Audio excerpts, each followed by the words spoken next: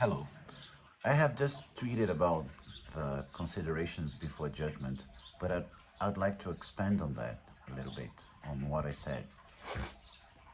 And what I said was, in a humorous way, but what I said was, they don't work. They are useless. But some people keep bringing them up in courses, in lectures, and things like that.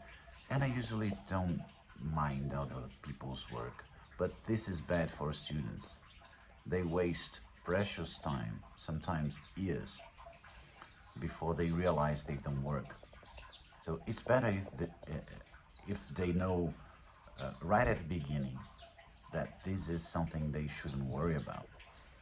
So I'd like to explain why you shouldn't worry about that. First, they make no sense. If you think about what makes horror work, you understand that having fail-safes within the chart that tell you that that chart doesn't work makes no sense at all.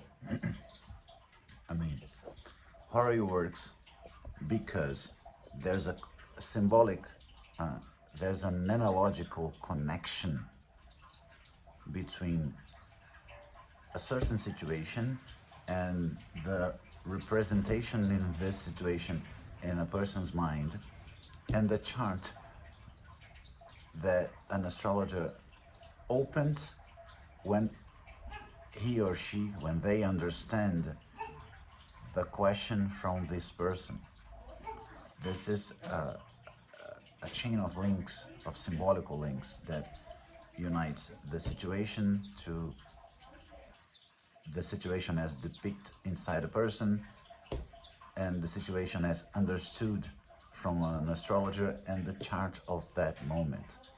So the basis of orrery is the connection between a question and the chart for that moment.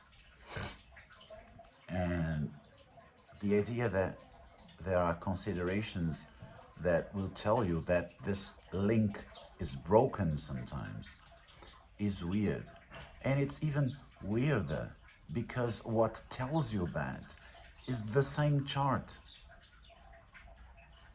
To give considerations relevance means that you're trusting that chart to tell you it isn't to be trusted.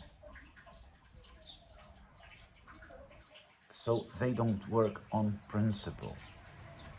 They don't work because the idea of these considerations is contrary to the way horror works. But don't take my word for that. Whenever we talk about traditional astrology at any level, people ask about the ancient authors, the old texts, the tradition, because people mistake tradition for a collection of old books. So what does tradition, what does old texts tell us about the considerations before judgment? And they tell us it is crap. But you have to read them with care. For example, the author that people quote the most about it is Lilly. William Lilly writes about the considerations before judgment in the first part of his great book, Christian Astrology. So in the first part, Introduction to Astrology, he lists several considerations before judgment. If you stop your reading there, you think this is important. But you have to continue reading because the second section of the book is devoted to horary astrology. And it's not only theory. He actually gives us 36 charts. He judges 37 questions because he uses the same chart for 2 questions. And then in these charts, he actually taken from his practice, and at least in theory, are the best charts he could think of to illustrate each one of the houses. Except for one. He doesn't show charts for one of the houses. And in theory, these are the best behaved charts he could find. If you check these charts, the vast majority of them violate at least one of the considerations before judgment, sometimes 2. I'm almost certain, I'm not going to check now, there are some charts that violate 3 of them. And in the judgment, when he's talking about how he got to the answer, he never, ever once mentions them. That is, he gives us a big list of a thing that he shows chart after chart that we should not use. So, using Lilly to advocate for the importance of the considerations before judgment, it's silly. It either shows that you stopped your reading in book 1 or that you read book 2 without thinking. And Lilly is not the only author that does that. There is a contemporary of Lilly called Anthony Griffith, who wrote a book about the astrology of theft. He doesn't say it, but the book is about horror of theft. He doesn't use any other technique. The book is praised by Lilly at the very beginning. It's a small book. And he also gives us a list of considerations. And he also gives us an example. And he also violates 2, I think, considerations before judgment. You might say, oh, but they were 2 Englishmen living at the same time. They had the same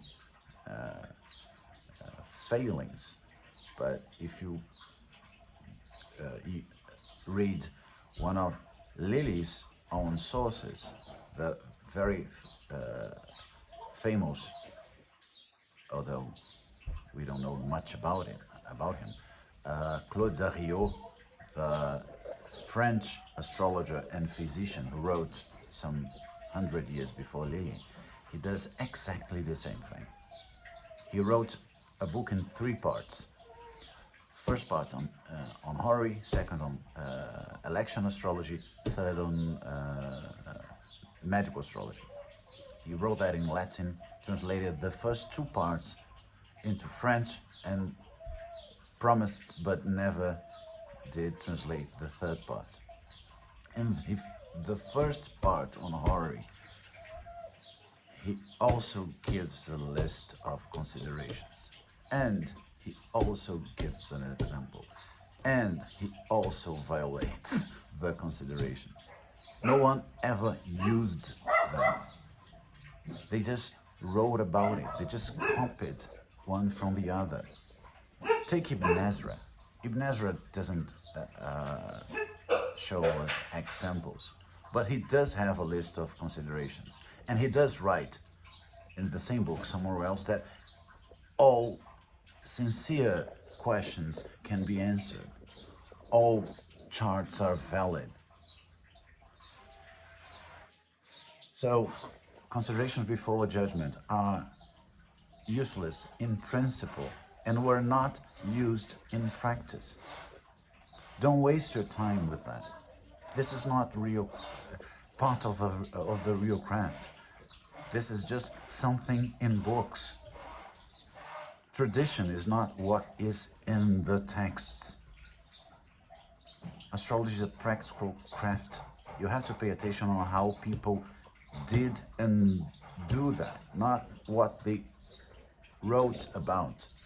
There are 1,000 different reasons for something to be written in a book, and not all of them are that they are important for the practice of the craft, right? If it's not clear, please ask in the comments what anything you want. Thank you for your attention.